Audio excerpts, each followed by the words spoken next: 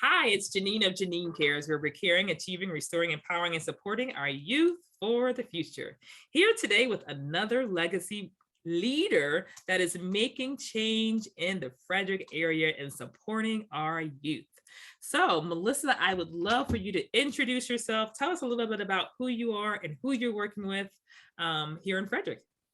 Sure. Thank you so much for having me, Jeneen. It's been awesome getting to know you, and I'm really happy to be here today. So I'm Melissa Muntz. I am the Executive Director at SHIP of Frederick County. That is the Student Homelessness Initiative Partnership. So we work at SHIP to eliminate the barriers that our youth are facing in getting to their next step, whether that's graduating from high school, it's getting to college, it's finding employment, it's getting a car, whatever it is, we want to help them get there so that they can escape the cycle of homelessness. And I am a Frederick resident. I live in downtown Frederick and I just love it here. I love the community and I love being in a position where I can really help the people around me. I have a background in government and politics. I worked for a congressman, I worked for a state senator, I worked at a lobbying firm, which, that got some interesting stories there. I can But imagine. it's definitely interesting. But I really at the root of all of those jobs was helping the people who needed it most, and I really loved that about those positions. And so when this position became available, I was really thrilled to be able to focus my energy on the students here in Frederick that are experiencing homelessness, and it is a surprising number. At the last count, it is over 900 students just in Frederick County Public Schools alone. Wow, I misquoted because someone asked me that recently. I said, oh, it's about 700, so we're at 9. We are over 900 students. It's unbelievable, the amount of students, and that's just in Frederick County Public Schools. That doesn't count Frederick Community College. It doesn't count any of the other programs where students are accessing education. I mean, the number is big. So, we are very happy to be here to help, and I'm thrilled to be here. It's been a really interesting journey, and I think this organization's really at a point of tremendous growth, which is really exciting. Well, first, I got to say thank you for all that you are doing. I mean, it's been amazing to just watch your leadership. I definitely love hearing the removal of barriers. I love your background experiences. You have a wide range of, experiences that really will benefit our youth. You've done a lot with hiring. I know you had some turnover right soon as you started. So I know it's been a journey. I've heard you on the radio recently, so you're out in the community. I see you a lot. It's great to see you being such a restorative leader. Restorative practices teaches us to do things with other people, whether it's staff, students, and parents. And I've definitely seen you in all of those settings. So thank you for all that you're doing. Of course. Thank you so much. My next question is, since the pandemic, I feel like the last 3 years now have been overwhelming. And I can imagine for the students and family that you serve, there's been a lot on your mind. So what's been some of the things that have been on your mind? Oh, so many things. So, I think that what I've really seen that's been interesting is the sort of desire to return to normal, right? So, the pandemic hit and everything shut down. And I would say that in terms of confusion at that point, there really wasn't much because everything shut down. There was no question about, is school going to be open? Should I wear a mask? Do I have what I need to attend? None of that was a factor in those first couple of months, right? Because everything was closed. In the last year, what's been interesting is the pandemic is still certainly here, but we are trying to decide what level we are comfortable with re-engaging with the way things were. And there's a lot to be gained from what we learned in the pandemic, right? So we learned that some students learn better in a virtual environment. We learned that some students do better when they can do their work sporadically throughout the day versus sitting for 8 hours in a row. We learned that some students aren't morning people, which, I guess that's not a surprise, right? We knew that. I think there's something to be gained in how we can adapt to meeting the needs of our students, because quite frankly, none of us are the same person. And even in the work world, I think we were having that same realization, right? So some people work better from home. Some people like a hybrid. Some people are working better at 9 p.m. That's just how their brains function. I personally, by 3 p.m., I need to check out. I will start work at 6 in the morning, but I'm like, do not ask me to do something at 4. So funny. I'm just not as sharp, Yeah, I'm an early morning person too. Yeah, totally. It's like, everybody is different. And I think in the work world, we are, seeing which employers are adapting well to those changes and that balance. And it's been interesting to see how the schools also respond to that. We have that knowledge now, but there's still this kind of intrinsic desire to go back to what it was. And I hope that we come away with an understanding that we shouldn't be going back to what it was, because we can do better. We can evolve and we can grow and we can meet the changing needs of our students across the board if we offer different options and different opportunities. So it's just, I think that's been really, really interesting to watch and to see how it sorts out. That's a really good point. I feel like as an educator, former science teacher, and thank you to all of our teachers who are watching. We really appreciate huge thank you that you do. I feel like, that's one of the things that I learned. My training was actually in science. So you and I share the fact that we love data, and we'll talk about that in a second. But we do. But the multiple intelligence and ensuring that we're hitting and teaching in different ways and catering to everyone's needs. So those are some really good points about, not sticking to traditional styles of teaching or schooling. So thank you for sharing those ideas of some of the things, over the last 3 years, or maybe now. What do you think is the hardest thing for you right now? Well, I will say, the hardest thing, I'll give two answers. So the hardest thing for me personally, throughout the pandemic and still continuing, is childcare. Oh my goodness, the challenge that childcare during the pandemic has brought. Daycare is being shut down, but still expecting parents to work full time as though your child isn't with you. That is, talk about something that highlights a flaw in our society. Just wow, the fact that that was such an issue, and particularly for those daycares that were requiring payment for quite a bit of that time, asking parents to pay for a service they're not getting and work while their child is home. My mind is still blown by the way that shook out. And as a parent with a young child, for me personally, that was an enormous hurdle to have to overcome throughout the pandemic. And still, we're worried constantly about the daycare shutting down unexpectedly because we're still in a pandemic and things are changing every day. That's a really big deal. But from a shift perspective, I would say, the most difficult thing to deal with, it's probably been re-engaging with students who fell off the radar during COVID. And we did everything we could. I don't mean to say that we said, oh, well, it's a pandemic, we're just going to hang out and see which students come to us. Yeah. But, I think there were a number of students who did not respond in a traditional way to what was happening. And so we had students who had technology issues. We had students who just weren't as engaged during virtual school. And we had students who were presented with a variety of other new barriers during that time. In addition to experiencing homelessness, we also had students who are newly homeless because of the pandemic, which is another complication. And trying to re-engage with those students when they did not return to school has been just an incredible challenge. Because I think school really is that stable piece for many of our students. Things in a life situation are changing, but school is there. They are going to send a bus, they are going to pick you up, and they're going to bring you in, and what days it's there and which days it's not. They're going to feed you, there's people there. It's a stable piece. And I think when we took that out or changed the way that looked abruptly without being able to plan, because how could we have planned? Many students did fall through the cracks, and for us, trying to re-engage with those students and just make sure that they are coming back and they're engaging and they're back to, focusing on moving ahead and escaping homelessness and escaping poverty. It has been hard. It really, really has. I'm very, very thankful that we have a phenomenal team of case managers here at SHIP, and thank goodness, because they are hitting the ground running. And we have been able to walk a number of students who technically dropped out back into the school, which is yay, so proud. You have amazing case managers and even peer counselors. Yeah. Yes, yes. Amazing, amazing people working here at SHIP. And I am so, so thrilled to have them here because we absolutely, there's no way we could be doing this without that great team. But it's challenging. And I know that there are students out there, previous students out there who have not reconnected to the school system. And, you know, we continue to try to creatively find ways to get them there and to figure out how we can best help. But it's hard.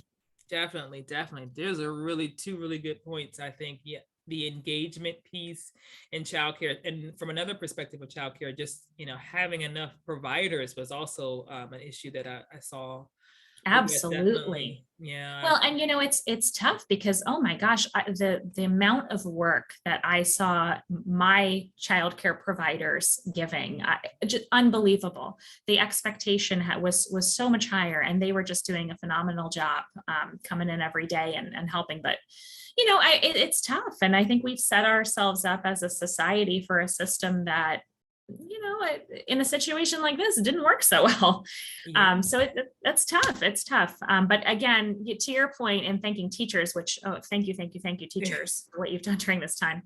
But same to childcare providers. Oh my Right. gosh, talk about an underappreciated group. Thank you, Yes. thank you, thank you. I agree with that one wholeheartedly. So what, you're so busy, you're doing so much. I wonder, what are you doing for self-care? So I really love to travel. I'm a big fan of being out and about. I don't like to rest. And I think that's sort of a misconception, right? People think that self-care has to be like relaxing at the spa or reading a book and don't get me wrong, for some people it totally is. Yes. But for me, that is not the case. It stresses me out to be holding still. I can't do that. So for me, I really like to be out and about. So I have a 3-year-old and we have, since things have started to reopen and we've been vaccinated, we have really made an effort. Almost every weekend we are out doing something fun, and it could be simple. We could be going to Catoctin Creek Nature Center and wading in a creek. It doesn't have to be fancy, but I mean, we are doing something almost every weekend because I feel like on one hand, I'm making up that time. And on the other hand, it just makes me feel better. I can take a break. I can not think about work for a little while. I can, I feel recharged when I do those things. We recently took our daughter to Dutch Wonderland, which if you have a toddler, that's like super, super fun. Perfect for her. And for me, that was really self-care for me. I spent the whole day focused in her enjoyment of where we were. And I also find that for me, it's really helpful to leave Frederick because I love Frederick so much and I care a lot about what's happening in this community. So when I'm here, I can't do that staycation thing. When I'm here, I am all in it. But if I leave, I can really disconnect and just think about me, which is awesome. We have so much in common. Listen, I just had that same conversation with one of the board members at the Boys and Girls Club. We were having that conversation today, and he's like, Jeneen, you need to take a break. And I was like, well, I have to get out of Frederick to do that because like you, I have fallen in love with Frederick. And when I'm here, there's always something to do. And you always want to like support this, go see this. It's just like there's so many opportunities, so many great people here doing amazing things that sometimes I do sneak away to like Washington, where I went to school, or Philadelphia, to just to take a little bit of a downtime. And like for example, last weekend, my son and I, we were all over the place here in Frederick, and that was supposed to be some downtime for us, but we had a good time. So I enjoyed that as well. So, and you know what? Tourism is great for our economy. It is. Janine, I'm glad you're doing that. Yes, you too. All right. So then the final question, because it's Jeneen of Jeneen C.A.R.E.S, where we're caring, achieving, restoring, empowering, and supporting our youth for the future. But sometimes we think about our adults as well, because we know that in order for our students to be successful, we have to also help our parents whenever they're needed. You talked earlier about removing barriers for students, and sometimes that means those wraparound linkages services, like some of the services you provide at SHIP, some of the services that are being provided at the Phoenix Recovery Academy for like not just the students. So before we end this interview, 2 things. I want you to give some advice to parents and students as they continue, students to think about this end of summer, or even during the summer, some things that you think that would be important, and then talk to the parents. I think it's important for parents to be well connected and to really think about strategically about their parenting style or working with their schools, advocating for their Yeah. youth, right?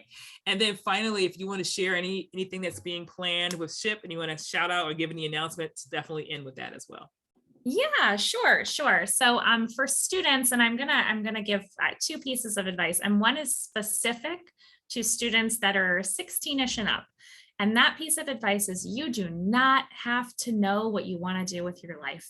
You don't have to know when you're 16. You don't have to know when you're 20. You don't have to know when you're 50. It changes every day, and that is fine. I have found in this position that students are so stressed about what their major is going to be in college or what job they're going to have, because they, sometimes they feel like the pressure that that's going to be the job they have for the rest of their life. And that is not the day and age we live in. And I wish we could give less pressure on our students to have to make these incredibly difficult decisions at that point in their life. What I went to school for is not what I'm doing, and it's fine. And I think most of us are in that position to some extent. I think, focus on what you love, and what you're meant to do is going to come out of that. So that's for our older really students. Good advice. That's really good. I have a junior in college. She's already changed her major once. She was started as a psychology major, and then she now wants to be a teacher. So that's good advice. Oh, that's sweet that she wants to be a teacher. But it's true. I mean, it's fine. There's so much time to figure it out. I mean, it's fine. So, that for that group, and for students as a whole, I think, don't take it too seriously. Stay on track, and do what makes you happy and what puts you in a position to be successful. So if you know that you do best, if you know that you do best when you get outside a lot, right? Take every opportunity to get outside and enjoy that. Don't stress yourself out because, you might get an A- instead of an A if you don't do the assignment perfectly because you went outside. I think that balance is so important. And, we certainly want our students to do well, of course. And I think there are a lot of different people working hard to help them get there. But my gosh, the amount of pressure we put on young people is just outrageous in some ways. And I hope we can, promote balance and, self-care and, really. Another really good point. And with our restorative practices, I was trained by the International Institute of Restorative Practices, but they mentioned kind of one of their tenets talks about how important it is to take care of yourself first, the wellness piece of it, before you can even engage into relationships with others. And sometimes people, always supporting others or working in their community, they don't talk about the self. So that's good advice for our youth to do more of what you like doing with yourself and with others. That's a restorative tenet as well. All right. So what about the parents? Yeah. So for parents, I'm going to say, ask the question, but don't ask it to the internet. That's my favorite parent advice. Ask the question. Do not ask the internet. If you're not sure about something, I think you should ask all the questions, right? We want to arm ourselves with information. But my gosh, don't go on Google and say my child has a rash, because you will be bombarded with just so many scary things. And I think, it's good advice for a new parent. It's good advice for a parent of a teenager. Don't go to Google, but it's important to find a network of people that you can talk to, and ask those questions and get that information. And, I think that's really key to success and being happy in your role as a parent. And obviously I'm no expert, right? I have a 3-year-old and I'm not that far along in the journey yet. And I know that, but I think so far what has served me really well is talking to other people around me who will tell me the truth about things. But not going on Facebook and saying what is happening. I think that is so important. I think when I, think about moments in my personal life where you think about getting through moments, the best opportunities for me as a parent was to connect with those like-minded people, or someone who's been through what you're experiencing, and building those networks. So I created a couple of groups on Facebook, friends and family of faith.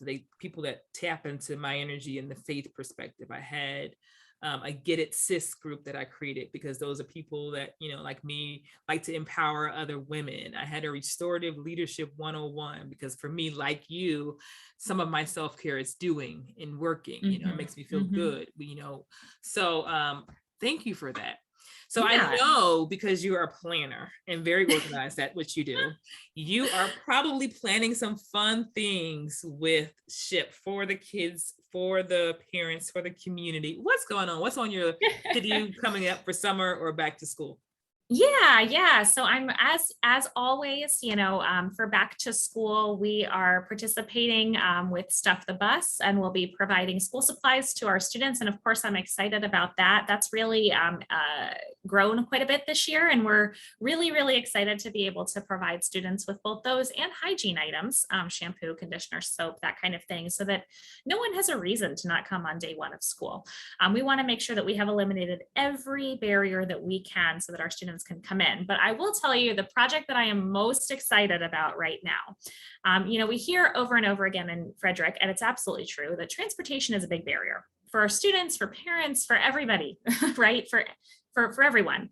It's difficult. It's difficult to secure affordable and reliable transportation. True. So we are piloting right now a really, really awesome program that is allowing students to go the entire way from getting their permit to owning their own vehicle and holding insurance. Every single step along the way, we are able to assist both in case management and financially to make sure that students are not just grabbing a ride here or there, but they are going the full way through obtaining reliable and consistent transportation and that life skill. I mean, having a driver's license, talk about something that changes a life. I am so excited about this program because we are, we've had a number of initiatives at SHIP that have been, great for our students. But this is the only time since I've been here that we have announced that we had funding for something and had a wait list in a day. I mean, we told students, hey, we only told students that are currently in our program. We said, hey, we're going to do this. Are you interested? I mean, like that, we had like 30 people banging on the door ready to go.